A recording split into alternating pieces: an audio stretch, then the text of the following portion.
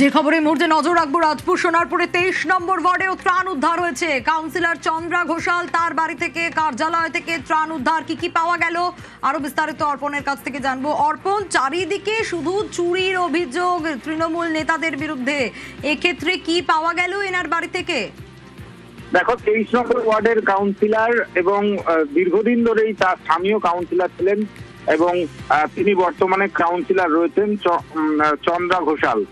তার বাড়ি থেকে যা উদ্ধার হলো তা জানলে চক্ষু কপালে উঠবে, কারণ সমস্ত ওয়ার্ডের জন্য যা যা ত্রাণ সামগ্রী এসেছে, সে ব্লিচিং পাউডার থেকে শুরু করে লাইট, স্ট্রিট লাইট, সিমেন্ট এবং অন্যান্য সামগ্রী, ত্রিপল এবং বিপুল পরিমাণে যে সরকারি ত্রাণ যেগুলো বলা হয় যে কিট, সেই কিট পর্যন্ত উদ্ধার হয়েছে এবং এই ব্লিচিং পাউডার পর্যন্ত তার গোডাউন থেকে উদ্ধার হয়েছে। এখানেও কিন্তু যা দেখা যাচ্ছে প্রায় 3 গাড়ি থেকে শুরু করে 3.5 থেকে 4 গাড়ি ত্রাণ সামগ্রী উদ্ধার হয়েছে। এলাকার মানুষজন তারা অভিযোগ করছেন যে এই ওয়ার্ডে এক তো তোলাবাজির অভিযোগ রয়েছে, দ্বিতীয় হচ্ছে এলাকায় অনুন্নয়ন, রাস্তাঘাট খারাপ এবং এলাকার মানুষজন তারা যদি কেউ কিছু ত্রাণের জন্য আসতেন সেখান থেকে দেওয়া হতো না বলে অভিযোগ করছে বিজেপি।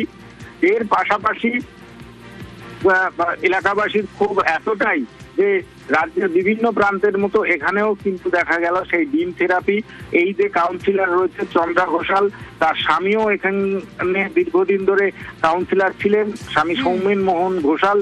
তাকে লক্ষ্য করে ডিম ছোড়া হয়, কোনো ক্রমে এলাকার মানুষজন তাকেও সামলে সেখান থেকে নিয়ে যায়। তা আমরা প্রশ্ন করেছিলাম কাউন্সিলরকে যে বিপুল পরিমাণ এত ত্রাণ সামগ্রী কেন সেখানে মজুত করা রয়েছে, তিনি কিন্তু কোনো সদুত্তর দেননি। যদিও এই এলাকার যিনি বিধায়ক রূপা গাঙ্গুলি, তিনি জানিয়েছেন যেখানে যেখানে থেকে ত্রাণ উদ্ধার হচ্ছে সবকটা তদন্ত হবে। প্রশাসন এবং ব্লক প্রশাসন উভয় মিলেই এই ত্রাণ উদ্ধারের তারা কিন্তু তদন্ত চালাবেন। বেশ।